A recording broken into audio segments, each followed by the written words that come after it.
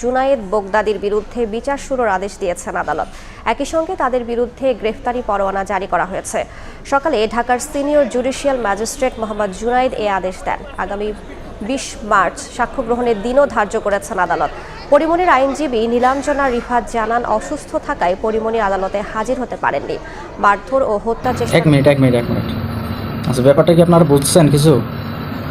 ওই যে গতবার যে পরিমণি একটা মদের বারে ঢুকছিল, ঠিক আছে, মনে আছে কারো? মনে নাই মনে হয় কারো। ওই মামলাতে কিন্তু পরিমণি জিতছিল, ঠিক আছে, পরবর্তীতে কিন্তু পরিমণিকে ছেড়ে দেওয়া হয়েছিল। তো আসলে সেটা যে কত বড় দুর্নীতি করে ছেড়ে দেওয়া হয়েছিল এই ভিডিওটা দেখে বোঝা যাইতেছে। মানে টাকা থাকলে যাওয়া আর কি। ঢাকার senior judicial magistrate Mohammad Junaid এ আদেশ দেন। আগামী 20 মার্চ সাক্ষ্য গ্রহণের দিনও ধার্য করেছেন আদালত। পরিমণির আইনজীবী নীলাঞ্জনা রিফাত জানান, অসুস্থ থাকায় পরিমণি আদালতে হাজির হতে পারেননি। মারধর ও হত্যা চেষ্টার অভিযোগ এনে 2022 সালের 18 জুলাই ঢাকার আদালতে নালিশি মামলা করেন ব্যবসায়ী নাসির উদ্দিন মাহমুদ।